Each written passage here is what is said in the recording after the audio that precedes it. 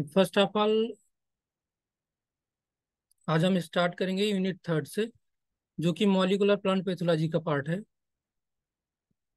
ठीक। तो first lecture है metabolism of plants under biotic and abiotic stresses, molecular mechanism of pathogenesis.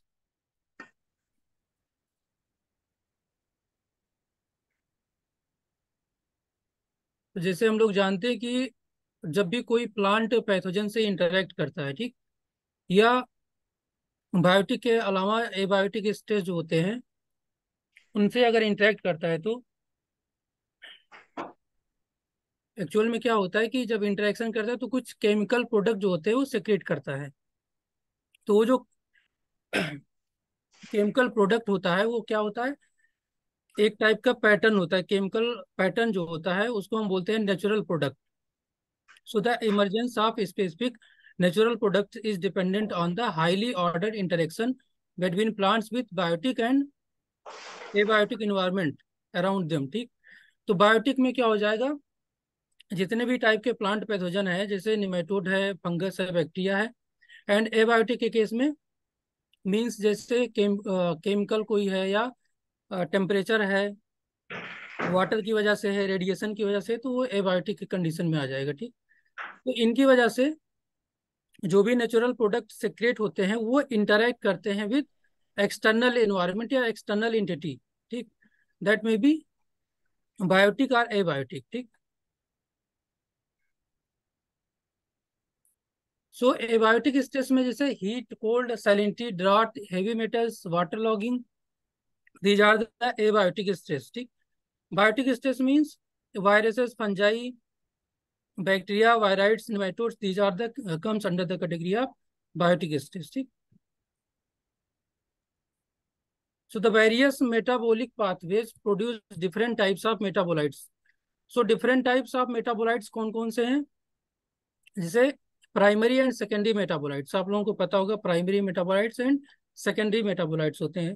These are the two category. So दोनों में जो सबसे मोस्ट इंपॉर्टेंट होता है प्लांट के सर्वाइवल के लिए, वो होता है प्राइमरी मेटाबोलाइट्स। ठीक। The primary metabolites are essential to the cellular growth, reproduction, whereas the secondary metabolites, although not required directly for the same, means survival, growth या रिप्रोडक्शन के लिए सेकेंडरी मेटाबोलाइट्स का उतना इंपॉर्टेंस नहीं होता है। ठीक। बट प्राइमरी मेटाबोलाइट जो होता है ये काफी इंपॉर्टेंट होता है प्लांट के सर्वाइवल के लिए। तो अगर हम एग्जांपल देखें प्राइमरी मेटाबोलाइट्स में, तो कौन कौन से एग्जांपल हो सकते हैं प्राइमरी मेटाबोलाइट्स के। आप लोगों को अगर कुछ आइडिया है तो आप लोग शेयर कर सकते हैं रिगार्डिंग द प्राइमरी मेटाबोलाइट्स। कौन कौन से एग्जाम्पल इसके बन सकते हैं प्राइमरी मेटाबोलाइट्स के।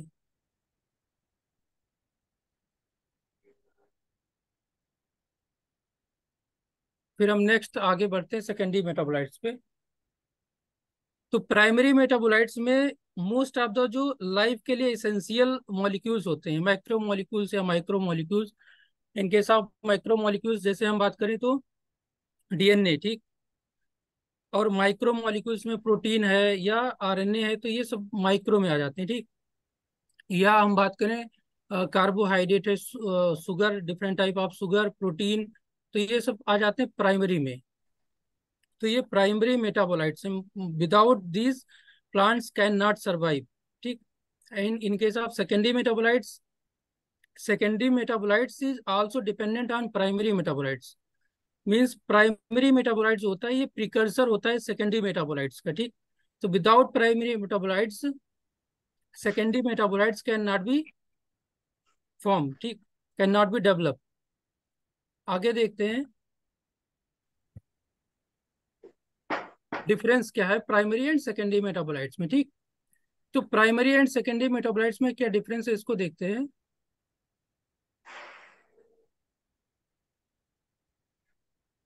Primary metabolites these are biomolecules required for basic metabolic process. ठीक।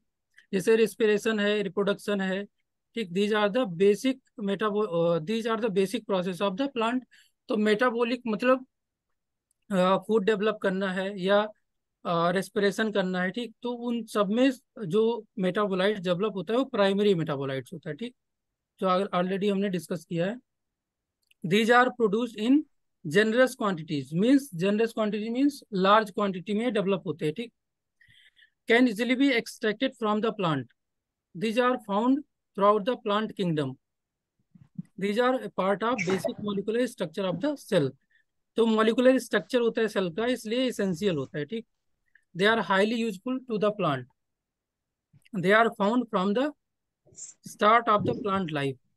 But in case of secondary metabolites it is inducible metabolites. इसको हम बोल सकते हैं सेकेंडरी मेटाबोलाइट्स को, it is a kind of inducible metabolites because this kind of metabolites is developed on upon special condition।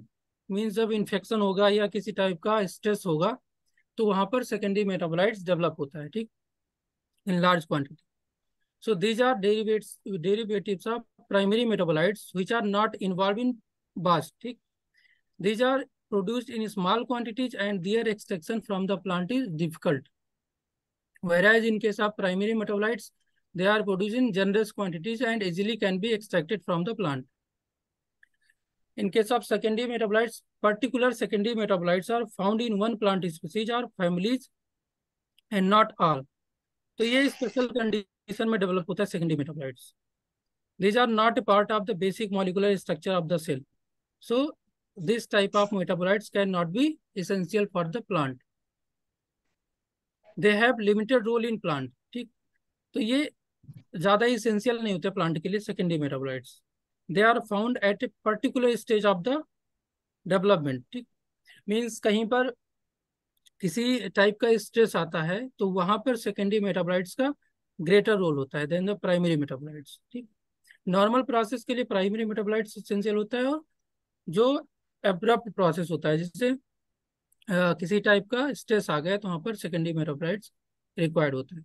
तो जितने type के हम टॉक्सिन्स का डिस्कस करेंगे, जो भी माइकोटॉक्सिन है, ठीक, या कोई भी फाइटोटॉक्सिन है, या अदर टाइप के जो नॉन होस्ट स्पेसिफिक टॉक्सिन है, उन सबको हम किसमें कैटेगराइज करते हैं, सेकेंडरी मेटाबोलाइट्स में, ठीक।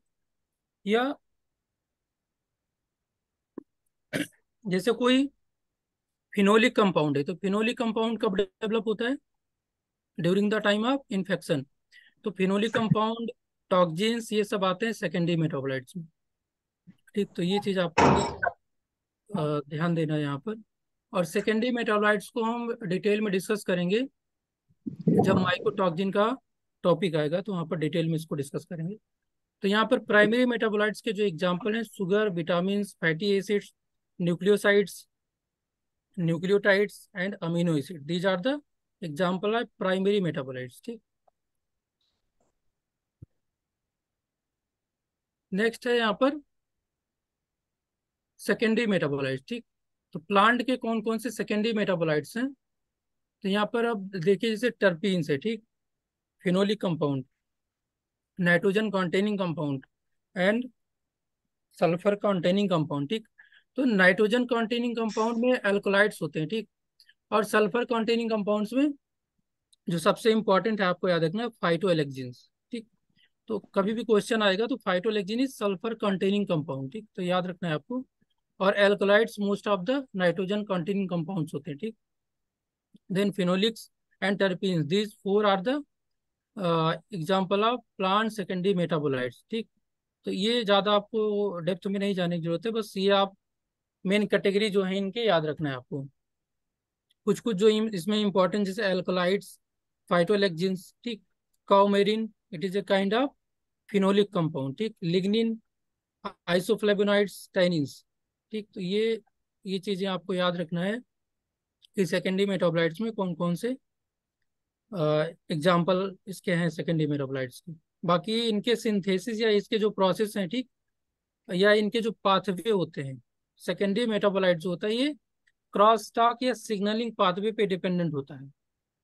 तो जो इसके पाथवे हैं उसको हम डिस्कस करेंगे माइकोटॉक्सिन का जब टॉपिक आएगा तब, ठीक।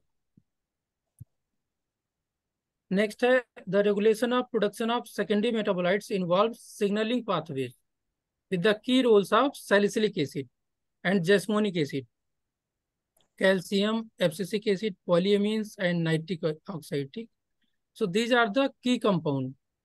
Without these, secondary metabolites cannot be synthesized. ठीक, तो सेकेंडरी मेटाबोलाइट्स के पाथवे में कौन कौन से इन्वॉल्व होते हैं? Salicylic acid, jasmonic acid, calcium, abscisic acid, polyamines, nitric oxide. ठीक, तो यहाँ पर सैलिसिलिक एसिड से और जैस्मोनिक एसिड से दो पाथवे प्रोसीड होते हैं। ठीक, जो आप लोगों को पता होगा, SAR, ISR। ठीक, तो वो डिटेल में आगे हम डिस्कस करेंगे इसी यूनिट के टॉपिक है इसी यूनिट में, ISR, SAR, तो उसको डिस्कस करेंगे।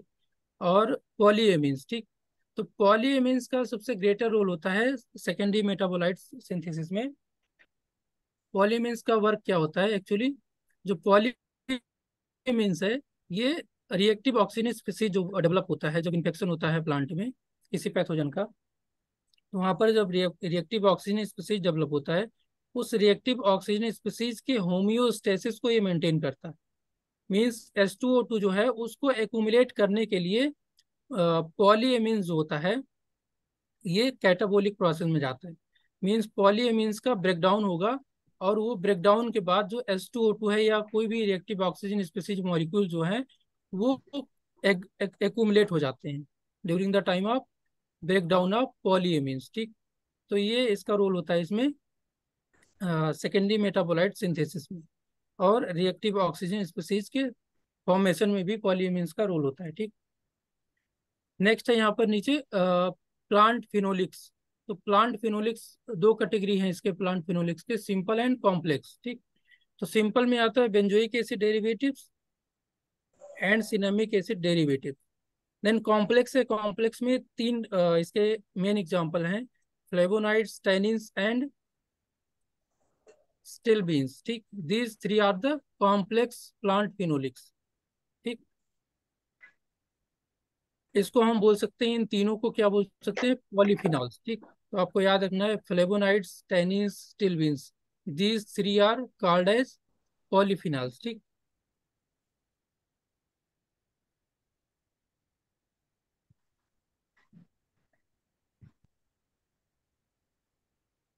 तो ये आप याद रखिएगा, ये तीनों क्या है? पॉलीफिनॉल्स के एग्जाम्पल। सेकेंडरी मेटाबोलाइट जो है उसको हम डिस्कस करेंगे डिटेल में जब चैप्टर आएगा उसका। तो ये अभी ओवरव्यू था कि जब प्लांट पैथोजन इंटरेक्ट करते हैं तो जो केमिकल कंपाउंड बनते हैं मोस्टली होते हैं सेकेंडरी मेटाबोलाइट्स। ठीक, तो सेकेंडरी मेटाबोलाइट्स और प्राइमरी मेटाबोलाइट्स में डिफरेंस क्या है? आई होप सबको समझ में आया होगा। अगर कोई डाउट है तो अभी आप लोग पूछ सकते हैं इसमें, प्राइमरी मेटाबोलाइट्स और secondary metabolites.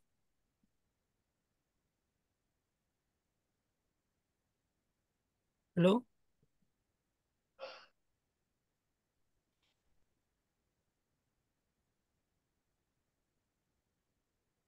No doubt no sir. Sir. Okay, next अब यहाँ से कोर टॉपिक जो है प्लांट पैथोजन इंटरेक्शन का, अभी हम यहाँ आउटलाइन लेंगे, देन थोड़ा डेप्थ में जाएंगे, molecular mechanism of plant pathogen interaction. तो इस यूनिट का जो मेन टॉपिक है वो प्लांट पैथोजन इंटरेक्शन। ठीक, तो मैकेनिज्म ऑफ पैथोजेनेसिस में मेन प्रोसेस जो होते हैं पैथोजेनेसिस के अंडर में जो आते हैं वो है, first attachment of the plant, attachment to the plant surface. Means जो पैथोजन है वो प्लांट सरफेस पे पहले अटैच होगा। ठीक, देन अटैचमेंट के बाद क्या होता है? जर्मिनेशन होता है। ठीक, so germination on the plant surface and formation of infectious structures, these are the essential step for the penetration of pathogen to the host surface। ठीक, तो ये germination on the plant surface, और germination के बाद क्या होता है? एक स्पेशल स्ट्रक्चर डेवलप होता है पैथोजन में, और वो स्ट्रक्चर जो होता है वो पेनिट्रेशन में हेल्पफुल कर होता है। ठीक, without these structure pathogen can not be enter, ठीक, can not enter inside the host cell. ठीक, सो पेनिट्रेशन के बाद जो लास्ट स्टेप आता है, colonisation of the host tissue. तो these four are the important process. Of pathogenesis. ठीक, attachment में क्या होता है कि जब पैथोजन का कोई पार्ट जैसे स्पोर है या हाइपी है, ठीक, वो प्लांट सरफेस पे जब जाएगा तो वहां पर क्या होता है कि different type of molecule secrete करता है, जैसे म्यूसिलेज है, ठीक, या डिफरेंट टाइप ऑफ एंजाइम वो सिक्रेट करता है, और सिक्रेशन के बाद क्या करता है, एक इन्फेक्शन कोड डेवलप होता है। ठीक, तो जो इन्फेक्शन कोड डेवलप होता है वहां पर वो स्टिक हो जाता है। ठीक, उस इन्फेक्शन कोड में पैथोजन जो होता है वो स्टिक हो जाता है to the surface, plant surface. ठीक, देन उसी इन्फेक्शन कोड में क्या होता है, जर्मिनेशन होता है। ठीक, इसका स्पोर का जर्मिनेशन के बाद जब जर्मिनेट करेगा स्पोर तो एक special kind of structure develop करेगा जर्मिनेशन के बाद। जैसे स्पोर जर्मिनेट करेगा तो सबसे पहले कौन सा स्ट्रक्चर बनाएगा, जर्म ट्यूब। ठीक, तो जो जर्म ट्यूब है, जर्म ट्यूब के बाद क्या बनेगा, एप्रीसोरियम। तो एप्रीसोरियम क्या करता है, एक टाइप से अटैचमेंट के लिए हेल्पफुल होता है। तो वो फोर्सफुली पेनिट्रेशन के लिए पोटेंशियली उसको स्टेब्लिश करना होता है पैथोजन को प्लांट सरफेस पे। तो एप्रीसोरियम क्या करता है, अटैचमेंट ऑर्गन का वर्क करता है। ठीक, देन एप्रीसोरियम जब डेवलप हो जाता है देन पेनिट्रेशन होता है, तो वो बनाता है पेनिट्रेशन पेग। ठीक, तो वो पेनिट्रेशन पेग क्या करता है, पोस्ट सरफेस को पेनिट्रेट करता है। Then primary hypha, secondary hypha, and last में क्या बनाता है, हास्टोरिया। ठीक, हास्टोरिया का वर्क क्या होता है, एब्जॉर्प्शन ऑफ न्यूट्रिशन। न्यूट्रिशन, ठीक, फ्रॉम द होस्ट। तो देन क्या होता है, जब वो स्टेबलिश हो जाता है पैथोजन होस्ट सेल के अंदर, तब होता है कॉलोनाइजेशन। तो ये लास्ट स्टेप होता है colonisation of the host tissue. तो कॉलोनाइजेशन बेसिकली क्या है, spreading of the pathogen part या spread out of the pathogen inside the host tissue या होस्ट सेल, तो उसको बोलते हैं कॉलोनाइजेशन। ठीक, तो एक साइड से इन्फेक्शन साइड से अदर साइड को मूव करता है पैथोजन, तो ये प्रोसेस आता है कॉलोनाइजेशन में। ठीक, यहाँ पर कुछ जैसे यहाँ पर स्ट्रक्चर है, पेनिट्रेशन स्ट्रक्चर। ठीक, या इसको हम बोल सकते हैं इन्फेक्शियस स्ट्रक्चर। ठीक, तो ये जो पेनिट्रेशन स्ट्रक्चर है, ये जो स्ट्रक्चर है ये किस टाइप का है? ये इस स्ट्रक्चर को हम क्या सीन करके आप इसको आइडेंटिफाई कीजिए, कौन सा स्ट्रक्चर है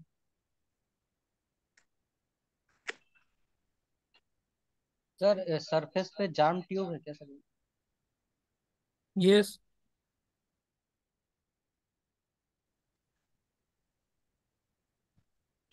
सरफेस पे जब स्पोर जर्मिनेट करता है तो बनाता है जर्म ट्यूब।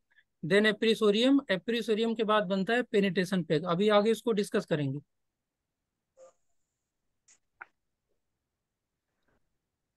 ये फंगस का या बैक्टीरिया का, किसका स्ट्रक्चर है? Sir fungus. फंगस का है। ओके, फंगस का कौन सा स्ट्रक्चर है, कुछ आइडिया लग रहा है इसको देख के? माइसीलियम। पेनिट्रेशन स्ट्रक्चर है माइसीलियम। ओके, हाइफा का एग्रीगेटेड पार्ट जो होता है स्ट्रक्चर उसको माइसीलियम बोलते हैं। ठीक है, लेकिन एक एक टाइप से स्पेशल स्ट्रक्चर है जो कि कुछ फंगस का स्पेसिफिक फीचर होता है जिसमें डेवलप होता है। ठीक, तो ये इस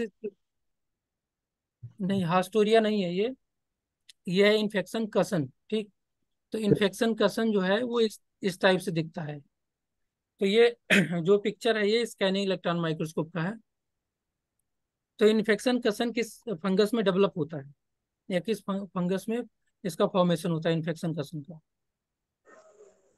बेसिकली इन्फेक्शन कसन क्या है, ये हाइफा का एग्रीगेटेड फॉर्म है जो स्पेशल स्ट्रक्चर बनाता है, जो पेनिट्रेशन या इन्फेक्शन में हेल्पफुल होता है, जो कि स्पेशल स्ट्रक्चर है किसी एक इम्पॉर्टेंट फंगस में प्रेजेंट होता है यानी बनता है। एस्कोसाइट तो ब्लाइट।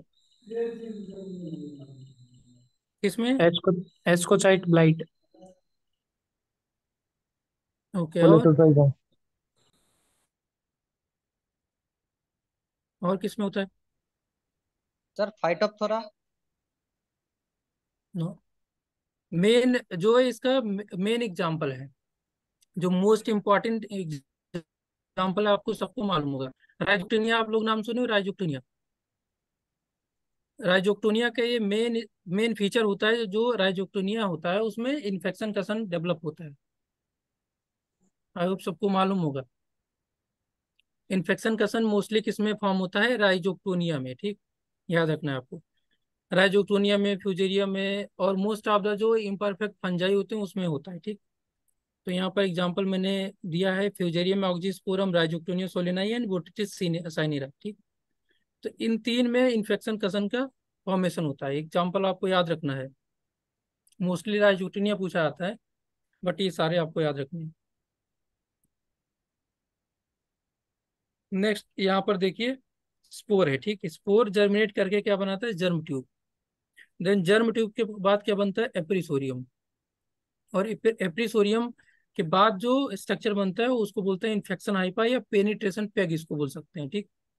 दोनों बात सेम है, इन्फेक्शन हाइपा या पेनिट्रेशन पेग, जो कि पेनिट्रेट करता है, ठीक।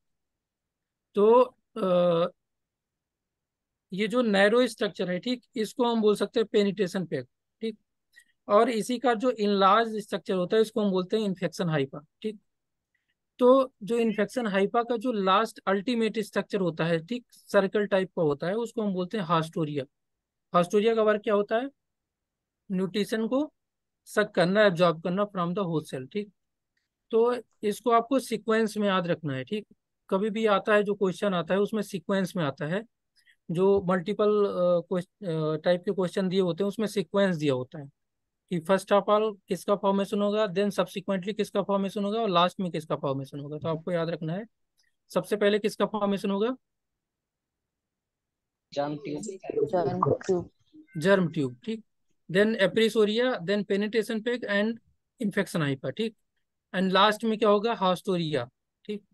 तो ये चीज आपको सीक्वेंस याद रखना है, इसलिए मैंने यहाँ सीक्वेंस नहीं दिया है, बट आपको सीक्वेंस याद रखना है इसी फॉर्म में, ठीक। तो ये जो जर्म ट्यूब है, ये जर्म ट्यूब इस स्पेसिफिक फीचर होता है जो मेनली डेवलप होता है दो फंगस में। एक होता है पायरिकोलेरिया, ठीक, एंड दूसरा क्या होता है? कोलेटोट्राइकम, ठीक। तो यहाँ पर मैंने एग्जांपल दिया है, कोलेटोट्राइकम या मैग्नोपोर्थी ग्राइसिया, दोनों में ये डेवलप होता है, ठीक, जर्म ट्यूब। तो जर्म ट्यूब आपको याद रखना है, कोलेटोट्राइकम, मैग्नोपोर्थी एंड इन्फेक्शन कसन इन दिस फंजाई, ठीक। तो ये दोनों आपको याद रखना है, इंपॉर्टेंट है ये। ओके, ये स्ट्रक्चर आप देख के समझ में आ रहा है ये किसका स्ट्रक्चर है? ये फंगस का एक स्पेसिफिक पार्ट है। Sir hyphal tip. हाँ, हाइफा का है, हाइफल टिप, ठीक है। तो हाइफल टिप में स्पिट्जिन कोर पर एक स्ट्रक्चर होता है, ठीक। ये नाम सुने हो आप लोग? Yes sir. Yes sir. Spitzenkörper पर का वर्क क्या होता है? एक्चुअली स्पिट्जिन कोर पर डेवलप कैसे होता है? तो ये, जैसे यहाँ पर गोल्गी इक्विवेलेंट लिखा है, ठीक। तो एक्चुअल में ये गोल्गी इक्विवेलेंट, या इसको हम बोल सकते हैं गोल्गी बॉडी, ठीक। दोनों सेम ही है, ठीक। इससे क्या होता है? बेसिकल्स का फॉर्मेशन होता है। गोल्गी इक्विवेलेंट या गोल्गी बॉडी से बेसिकल्स का फॉर्मेशन होता है।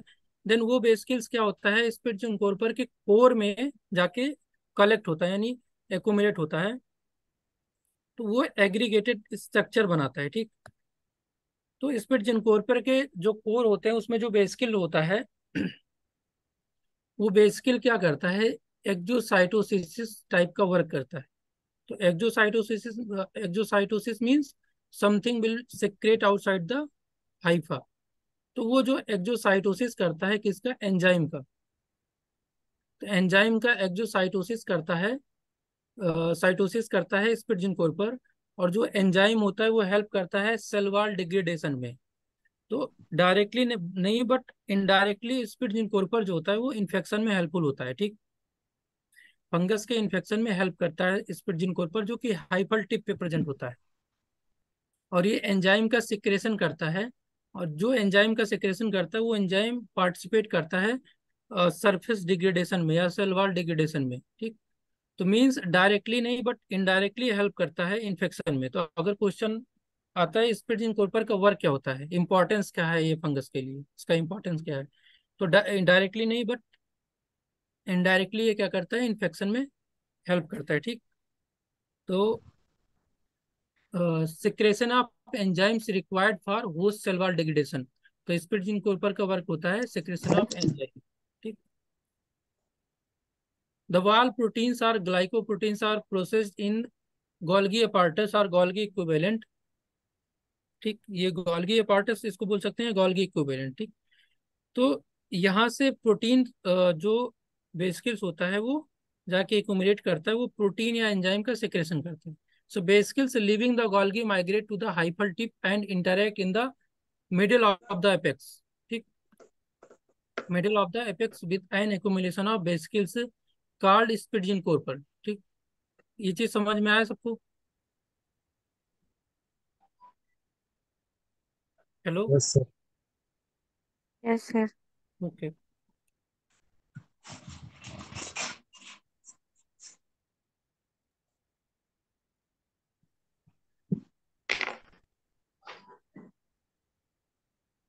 नेक्स्ट यहाँ पर कुछ पॉइंट है important. Means if the turgor of the fungus, जैसे स्पिट्ज़ कॉर्पर है, ठीक, वो डेवलप कब होगा? जब जो टर्गर प्रेशर है वो मेंटेन होगा। ठीक, जो टर्गर प्रेशर मेंटेन होगा किसमें? हाइफल टिप में। ठीक, या हाइफा में मेंटेन होगा, तभी वर्क कर पाएगा। ठीक, so if the turgor of the fungus will be decreased by increasing concentration of osmolytes in the medium, the ability of hypha to penetrate agar shall be reduced। ठीक, तो means infection of the fungus will depend upon the concentration of osmolytes। तो ये osmolytes का concentration जो है ये directly क्या करता है, ये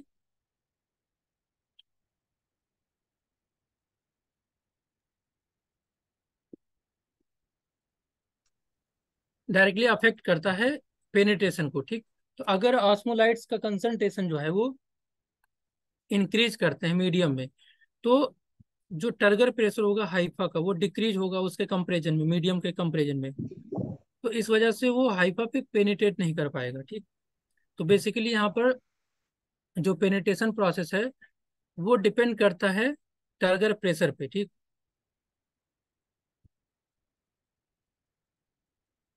however reduction of turgor pressure to less than 0.02 megapascal did not affect the ability of the hypha। तो अगर 0.02 मेगापास्कल से कम अगर टर्गर प्रेशर रिड्यूस करते हैं या होता है तो वो अफेक्ट नहीं करता है हाइफा को। ठीक, एबिलिटी को, जो हाइफा का एबिलिटी है वो 0.02 मेगा से नीचे अगर टर्गर प्रेशर है तो अफेक्ट नहीं होता। The MPG1 gene encodes a fungal hydrophobin of Magnaporthe grisea that is express during development of aerial hyphae conidia and appressoria. But आपको याद रखना है MPG1 जो होता है ये एरियल हाइफा, जैसे अगर हम बात करें एप्रिसोरिया, इसमें सबसे इंपॉर्टेंट आएगा एप्रिसोरिया। तो एप्रिसोरिया के फॉर्मेशन के लिए MPG1 जीन जो है ये इंपॉर्टेंट होता है। तो अगर MPG1 जीन जो है इसमें अगर म्यूटेशन हो जाता है, ठीक, अगर MPG1 जीन में म्यूटेशन होता है तो एप्रिसोरिया का जो फॉर्मेशन होता है या ट्रांसफॉर्मेशन, जो जीन का ट्रांसफॉर्मेशन होता है, ट्रांसक्रिप्शन होगा, वो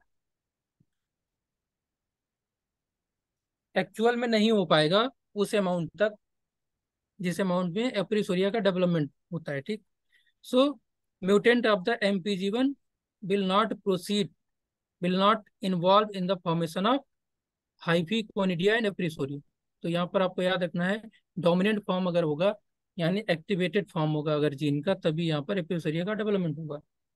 सो मोस्ट ऑफ द जो फंगस होते हैं उनमें MPG1 जीन का इंपॉर्टेंस होता है। यहाँ पर मैंने एक एग्जांपल दिया केवल मैग्नापोर्थी ग्राइसिया, बट मैनी फंगल जनरा है MPG1 gene which involves in the formation of एप्रिसोरिया। ठीक, so MPG1 deficient transformants are impaired in their ability to undergo appressorial development. ठीक, तो वही पॉइंट यहाँ पर है कि अगर इसका म्यूटेंट है तो वो अफेक्ट करेगा एप्रिसोरिया का फॉर्मेशन को। तो अगर एप्रिसोरिया का फॉर्मेशन नहीं होगा तो जो फंगस है वो अटैच नहीं कर पाएगा एक्चुअल में। देन अगर अटैच नहीं कर पाएगा तो जर्म ट्यूब का फॉर्मेशन जो है उसको भी अफेक्ट करेगा और इन्फेक्शन, अल्टीमेटली इन्फेक्शन को अफेक्ट करेगा ये। ठीक,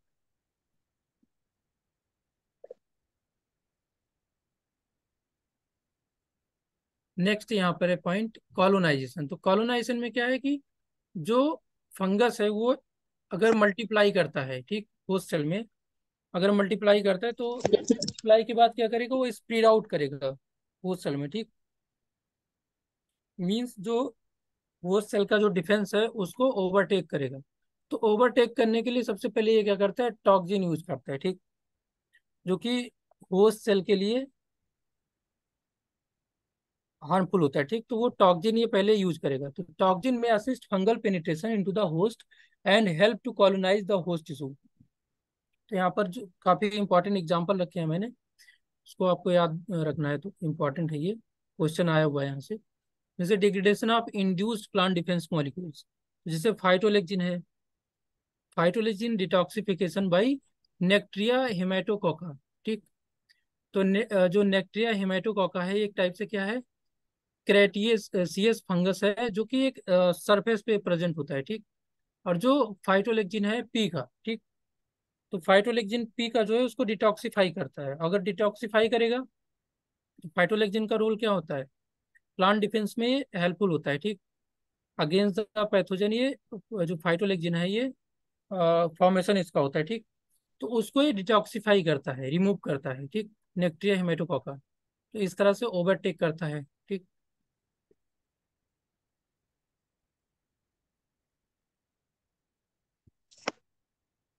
नेक्स्ट है degradation of pre form plant defence molecules, जैसे साइनाइड डिटॉक्सिफिकेशन बाई ग्लियोसर्कोस्पोरा सोरघाई, ठीक। सो ग्लियोसर्कोस्पोरा सोरघाई जो है ये साइनाइड जो होता है, ठीक, HCN जो फॉर्मेशन होता है, ठीक। तो उसमें जो साइनाइड होता है, साइनाइड को डिटॉक्सिफाई करता है। जो ग्लियोसर्कोस्पोरा सोरघाई ये किसका पैथोजन है, सोरघम का, ठीक। कौन सा डिजीज कॉज करता है ये ग्लियोसर्कोस्पोरा सोरघाई।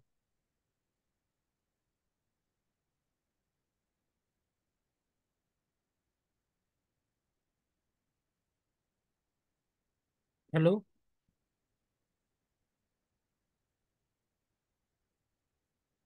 ओके, तो नोट कर लो इसको, Gloeocercospora sorghi is the causal agent of zonate leaf spot of sorghum, ठीक।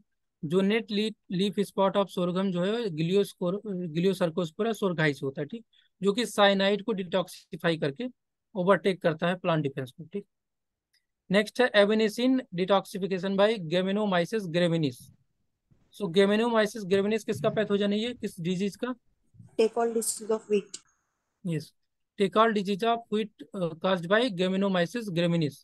तो गेमिनोमाइसिस ग्रेविनिस जो होता है ये एवेनेसिन जो है एक टाइप से प्लांट डिफेंस मॉलिक्यूल, उसको डिटॉक्सिफाई करता है, ठीक।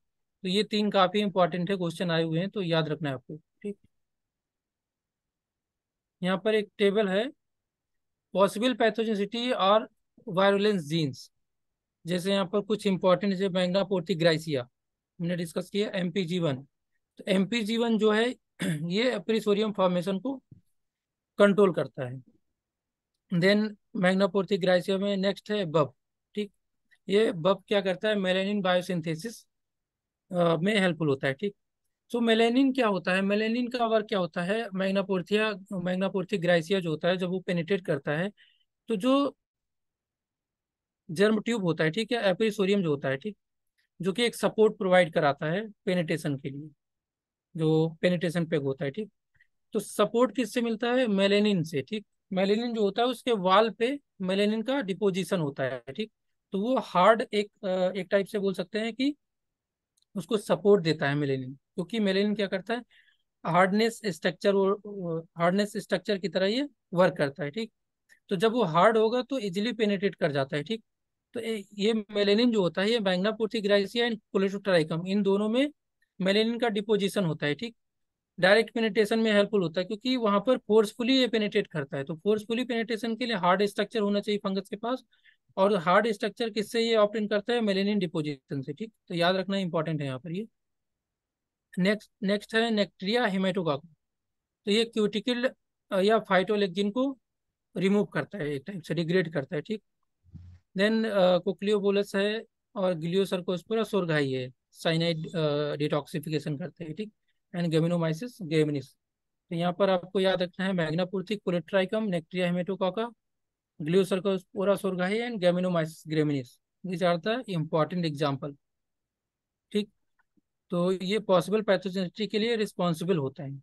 यहाँ पर आपको याद रखना है मेलेनिन का वर्क क्या होता है, ये हार्डीनेस प्रोवाइड कराता है, ठीक, स्ट्रक्चर को।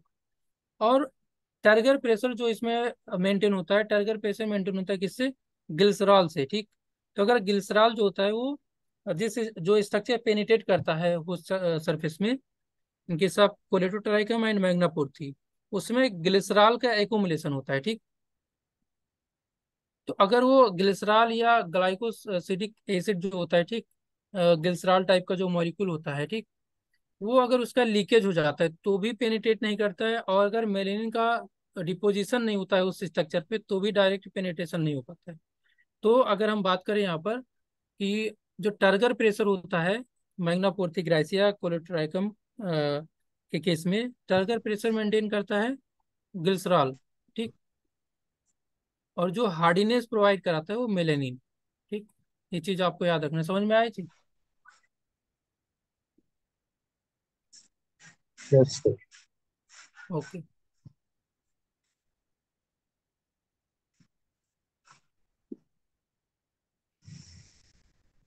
नेक्स्ट है यहाँ पर ओवरव्यू है पेनिट्रेशन, इन्फेक्शन एंड कॉलोनाइजेशन का। तो इनिशियली क्या होगा, इनोकुलेशन। तो इनोकुलेशन मीन्स रीचिंग ऑफ, या बोल सकते हैं इसको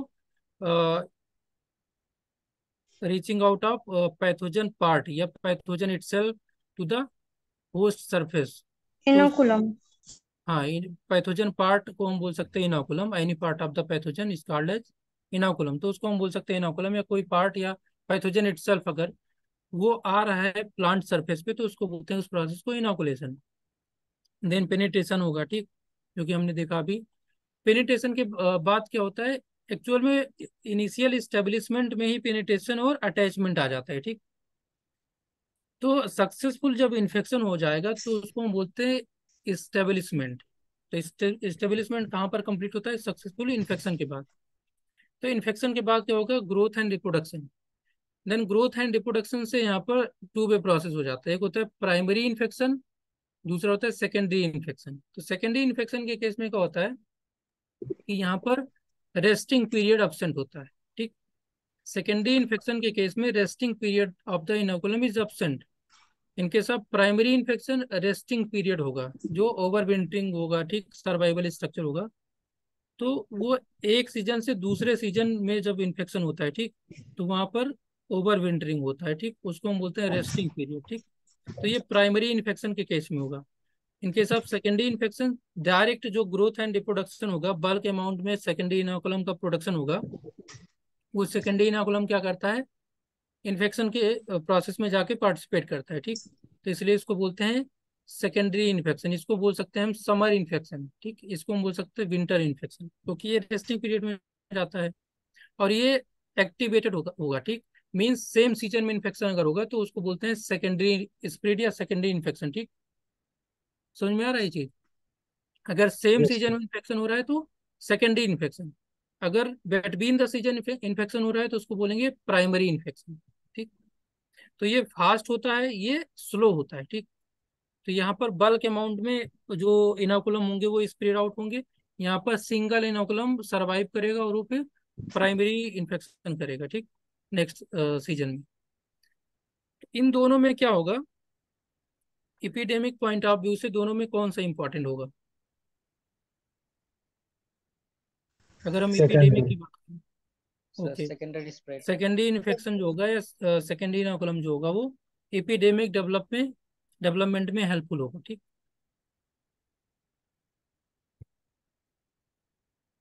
नेक्स्ट है molecular mechanism of host pathogen interaction.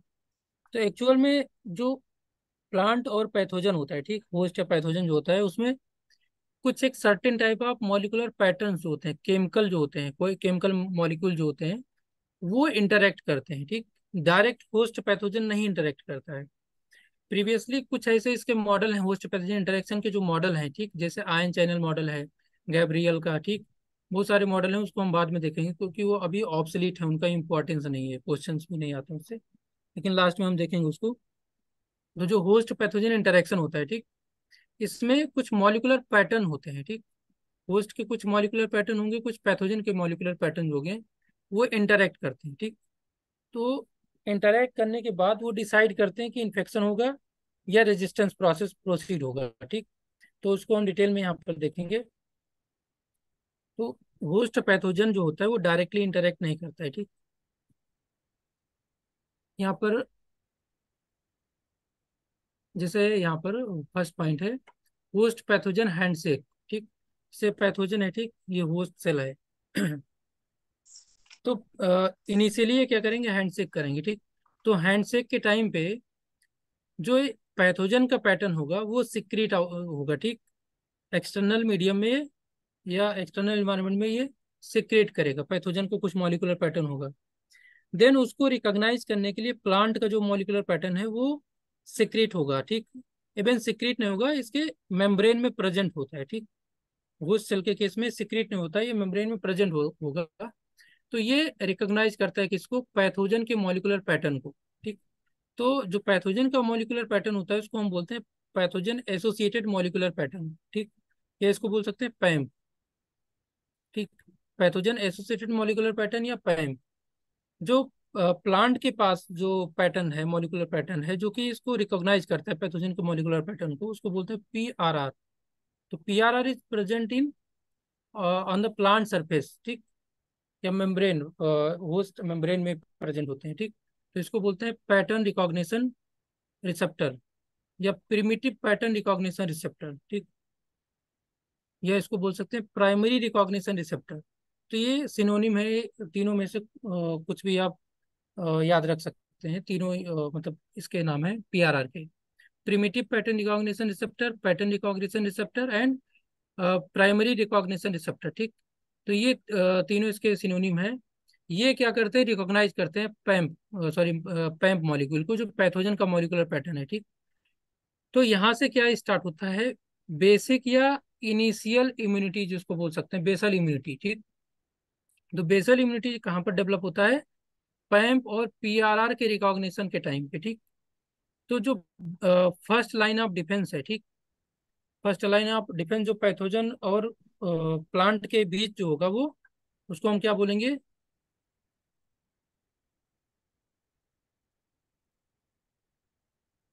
PRR, ठीक। या इसको बोल सकते हैं बेसल डिफेंस, प्राइमरी डिफेंस, ठीक, या फर्स्ट लाइन ऑफ डिफेंस, ठीक। तो ये पीआरआर क्या करता है, फर्स्ट लाइन ऑफ डिफेंस जो होता है प्लांट में, पीआरआर होता है। ये रिकॉग्नाइज करेगा पैम को। देन उसके बाद ये प्रोटेक्ट करता है, ठीक। जो पीआरआर है ये प्रोटेक्ट करता है from the pathogen during the initial infection process, ठीक। यहाँ पर क्वेश्चन ये है कि पैम्प और पीआरआर का जो रिकॉग्निशन होता है ये स्पेसिफिक मैनर में होता है या नॉन स्पेसिफिक मैनर में होगा, ठीक। तो दोनों में से क्या हो सकता है यहाँ पर, मीन्स ये पर्टिकुलर पैथोजन के अगेंस्ट वर्क करेगा पीआरआर, या ये जनरलाइज टाइप का है, मतलब ये सारे पैथोजन के अगेंस्ट ये वर्क करेगा, किस टाइप का हो सकता है ये, स्पेसिफिक हो सकता है ना। कैसा हो सकता है, स्पेसिफिक। स्पेसिफिक नहीं होगा क्योंकि ये फर्स्ट लाइन ऑफ डिफेंस है, इसलिए ये जनरलाइज्ड है, ठीक। इसको हम बोल सकते हैं हॉरिजेंटल डिफेंस रिस्पॉन्स। तो हॉरिजेंटल डिफेंस रिस्पॉन्स जो होता है वो स्पेसिफिक नहीं होता है, नॉन स्पेसिफिक टाइप का होता है। तो आप लोग नोट कर लीजिए यहाँ पर, जो पीआरआर एंड पैम्प होता है ये इंटरेक्ट जब करता है, ठीक। तो पीआरआर एंड पैम्प के इंटरेक्शन से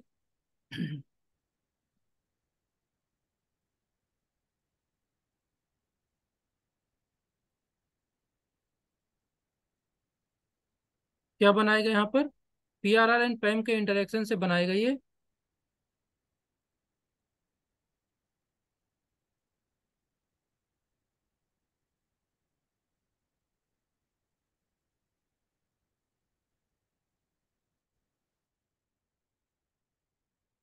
पीटीआई। क्या बनाएगा ये, एक टाइप से बोल सकते हैं इसको पीटीआई। सेकंड,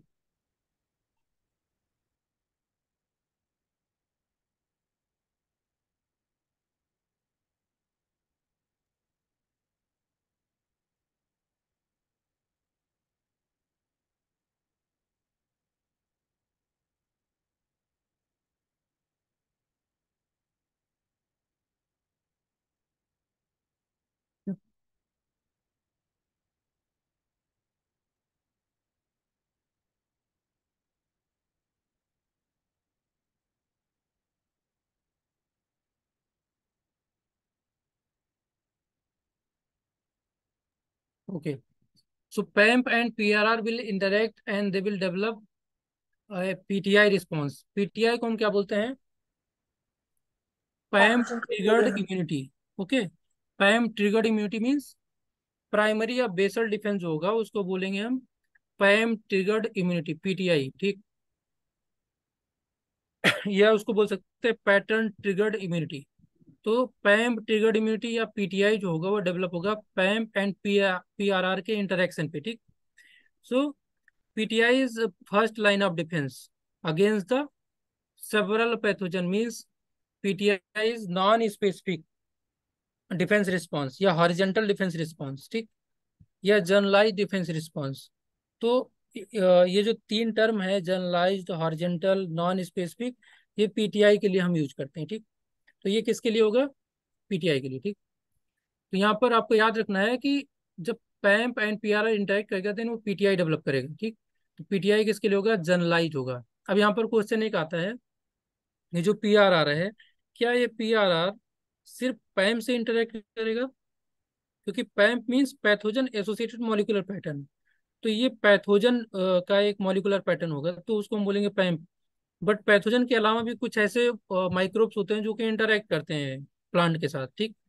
जैसे कुछ पीजीपीआर है, ठीक, या कुछ अलग टाइप के जो बेनिफिशियल माइक्रोब्स हैं वो भी इंटरेक्ट करते हैं प्लांट सरफेस से, ठीक, वो सेल सरफेस से, ठीक। तो वो जो इंटरेक्ट करेंगे उनसे भी पीआरआर इंटरेक्ट करता है, ठीक। तो उसको हम बोल सकते हैं ma'am, microbe associated molecular pattern. तो जो मैम्प होता है वो नॉन पैथोजेनिक जो माइक्रोब पैटर्न होंगे या माइक्रोबियल पैटर्न्स होंगे उनको हम बोलेंगे मैम्प, जो कि पैथोजन नॉन पैथोजेनिक माइक्रोब जो होंगे उनमें प्रेजेंट होगा, ठीक। तो पैम्प एंड मैम्प दोनों के साथ ये इंटरेक्ट करेगा पीआरआर। इस वजह से पीआरआर को हम बोलते हैं जनरलाइज्ड हॉरिजेंटल नॉन स्पेसिफिक, ठीक, रिकॉग्निशन रिसेप्टर। तो इसलिए इसको बोलेंगे हम पीटीआई को first line of defence, generalize defence, horizontal defence response, non specific defence response, ठीक। समझ में आया ये सबको? Yes hello. Yes, sir. Sir. Okay. अभी इसको और डिटेल में हम देखेंगे, इसका सिग्नलिंग प्रोसेस जो है अभी बेसिक यहाँ पर आपको ध्यान देना है। ओके, जैसे यहाँ पर है पैम, ठीक। पैम क्या है? पैथोजन एसोसिएटेड मॉलिक्यूलर पैटर्न, जो कि पैथोजन से सिक्रेटेड मॉलिक्यूलर पैटर्न है, ठीक। ये एक टाइप से प्रोटीन हो सकता है, ठीक, या अमीनो एसिड हो सकता है, या एक टाइप से शुगर हो सकता है, ठीक। तो पैम सेवरल टाइप के मॉलिक्यूल्स हो सकते हैं जो कि पैम के कैटेगरी में आ सकते हैं, जो कि पैथोजन से सिक्रेटेड मॉलिक्यूल्स होंगे, ठीक। तो जो पैम्प है वो रिकॉग्नाइज उसको कौन करेगा? पीआरआर। देन रिकॉग्निशन के बाद एक डिफेंस रिस्पांस डेवलप होगा, उस रिस्पांस को हम बोलेंगे PTI. PTI response means पैम triggered immunity, जो कि फर्स्ट लाइन ऑफ डिफेंस होगा, ठीक। तो ये बहुत शॉर्ट होता है और ये इजीली मतलब डेवलप होता है, तो ये आपको याद रखना है, ठीक। देन अगर पैथोजन जो है वो ब्रीच करता है किसको? फर्स्ट लाइन ऑफ डिफेंस को। पैथोजन क्या होता है, जब पैम्प यहाँ पर रिकॉग्नाइज होता है पीआरआर से, पीटीआई डेवलप होता है। तो जब पीटीआई डेवलप हो गया तो पैथोजन के पास अब कोई ऑप्शन नहीं रहेगा ना कि यहाँ पर कैसे वो पेनिट्रेट करेगी। तो पैथोजन फिर क्या करता है, खुद को एडवांस फॉर्म में एवोल्यूशन के थ्रू कुछ एक ऐसा मॉलिक्यूलर पैटर्न सिक्रिएट करता है जो कि डायरेक्टली होस्ट सेल के अंदर सिक्रिएट करता है, ठीक, पेनिट्रेशन के थ्रू। जैसे हम बात करें बैक्टीरिया के केस में, जो टाइप 3 सिक्रेशन सिस्टम है, ठीक। टाइप 3 सिक्रेशन सिस्टम में क्या होता है कि उसमें वो एडवांस टाइप का सिक्रेशन सिस्टम होता है जिसमें डायरेक्टली क्या करता है, जो बैक्टीरिया होता है वो जो उसका मॉलिक्यूलर पैटर्न होता है या इफेक्टर जिसको हम बोल सकते हैं, ठीक, यह एक टॉक्जिन या टॉक्जिनेसियस जो प्रोटीन्स होते हैं, ठीक, वो डायरेक्टली टाइप 3 सिक्रेशन सिस्टम से होस्ट सेल के अंदर वो इंजेक्ट करता है, ठीक। तो वो advance form of pathogen molecular pattern होता है, ठीक। तो इसको ब्रीच आउट करने के लिए पैथोजन क्या करता है, अपने आप को एडवांस फॉर्म में लाता है यहाँ पर, ठीक। क्योंकि पीटीआई तो इजीली तुरंत सडनली ये डेवलप हो जाता है पीटीआई। तो पीटीआई को ब्रीच करने के लिए, इसको ओवरटेक करने के लिए, पैथोजन फिर डायरेक्टली क्या करता है, होस्ट सेल के अंदर वो मॉलिक्यूलर पैटर्न को सेंड करता है, ठीक। क्योंकि यहाँ पर तो सेल सरफेस पे आके रिकॉग्नाइज हो गया, तो ये पैथोजन के पास कोई चांस नहीं है इसको ओवरटेक करने के लिए, मतलब होस्ट डिफेंस को। तो इसलिए डायरेक्टली ये होस्ट सेल के अंदर जब पेनिट्रेट करता है, तो वो इफेक्टर जो मॉलिक्यूल होता है, उस इफेक्टर मॉलिक्यूल को अगर वहां पर आर जीन प्रेजेंट है, ठीक, तो आर जीन जो होता है, आर जीन का कुछ मॉलिक्यूलर पैटर्न होगा, तो वो जो मॉलिक्यूलर पैटर्न होगा वो प्रोटीन होगा। तो आर जीन का जो प्रोटीन होगा या डोमेन जो होगा आर जीन का, वो होगा जनरलाइज जो डोमेन होता है most of the R gene में प्रेजेंट होते हैं, वो NBLRR, या इसको बोल सकते हैं NBSLRR, ठीक, nucleotide binding leucine rich repeat, ठीक। ये डोमेन प्रेजेंट होगा जो मोस्ट ऑफ द आर्जिन में प्रेजेंट होता है, ठीक। तो ये जो डोमेन है आर्जिन का, या ये पैटर्न जो है आर्जिन का, ये इंटरेक्ट करता है इफेक्टर से। तो इंटरेक्ट करके क्या रिस्पॉन्स देगा, ETI रिस्पॉन्स, ठीक, जिसको हम बोलते हैं इफेक्टर ट्रिगर्ड इम्यूनिटी, ठीक। तो ये जो रिस्पॉन्स डेवलप होता है, ये एडवांस रिस्पॉन्स होता है, ठीक। देन द PTI रिस्पॉन्स, तो जो एडवांस फॉर्म ऑफ डिफेंस होगा वो ETI होगा, ठीक।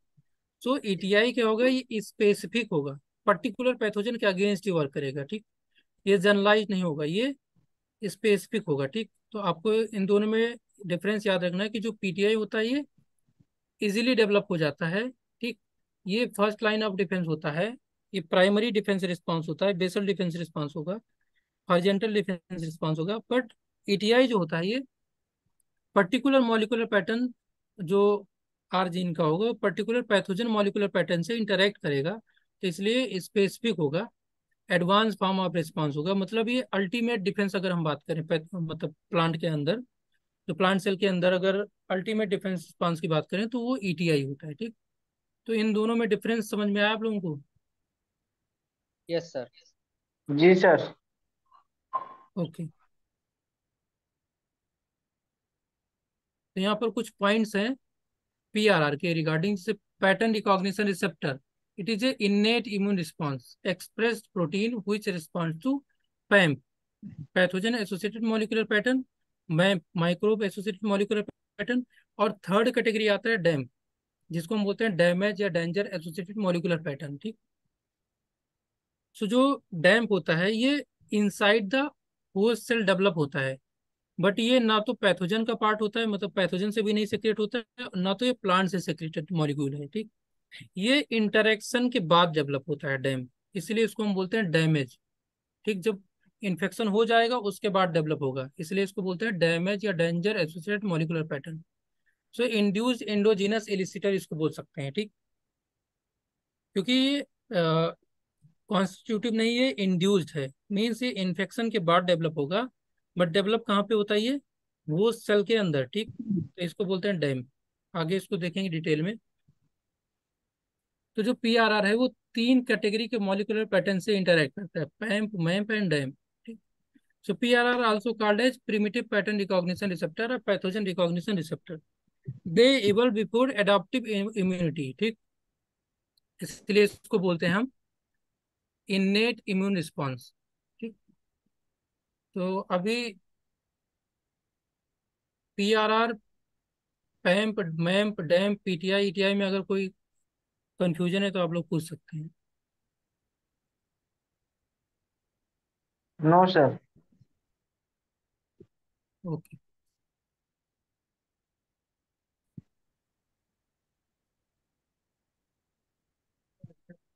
10 मिनट बस जा रहे हैं, 10 मिनट।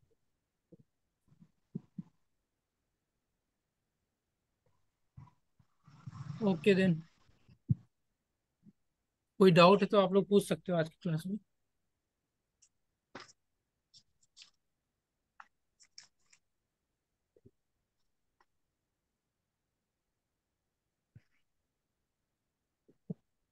सर हाइफल टिप और हाइफल जो क्वेश्चन आपने बताया था उसमें कोई डिफरेंस है क्या? यस। नहीं नहीं, 2 मिनट सर। तो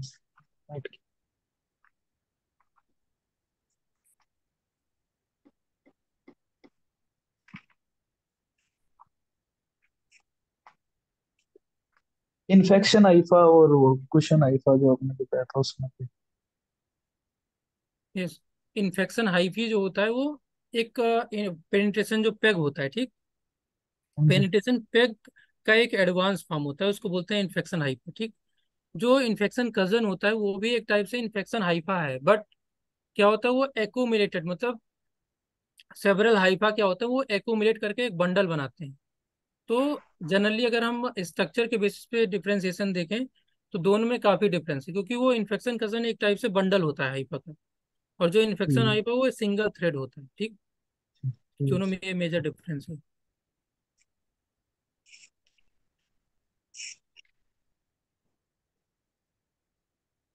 sir yes. Sir mechanism of pathogenesis में इन्वेजन बोल के एक टर्म है और कॉलोनाइजेशन, इन दोनों में सर क्या मतलब पर्टिकुलर डिफरेंस है, इन्वेजन हम्म और colonization? Invasion means spreading out of the pathogen part inside the host cell, तो उसको बोलेंगे इन्वेजन। कॉलोनाइजेशन मीन्स इन्वेजन और इन्फेक्शन दोनों अगर वहां पर होते हैं तो उसको बोलेंगे कॉलोनाइज, मतलब एक पर्टिकुलर लोकेलिटी जो होगा, जो होस्ट सेल है, ठीक, उसमें एक तो स्प्रेड आउट होगा अगर पैथोजन का पार्ट, तो उसको बोलेंगे इन्वेजन, ठीक। और वो स्प्रेड आउट के बाद वहां पर अपने आप को इस्टेब्लिश करके फिर वो मल्टीप्लाई करता है, ठीक। तो मल्टीप्लिकेशन और इन्वेजन, सॉरी, स्प्रेड आउट जो प्रोसेस होगा वो आएगा कॉलोनाइजेशन में, ठीक। तो colonization means invasion and then infection and multiplication of the pathogen part, तो उसको बोलेंगे कॉलोनाइजेशन। मतलब पर्टिकुलर लोकेलिटी में वो मल्टीप्लाई हो रहा है या नहीं हो रहा है वो डिपेंड करेगा कॉलोनाइजेशन पे।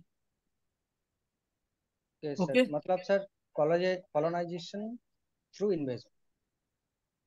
इन्वेजन के बाद कॉलोनाइजेशन होगा, क्योंकि हाँ, इन्वेजन क्या है ओके वो सर। स्प्रेड आउट होगा, स्प्रेड आउट के बाद वो मल्टीप्लाई करेगा, ठीक, पर्टिकुलर लोकेलिटी में, तो उसको बोलेंगे colonization. Okay sir, thank you sir. Okay.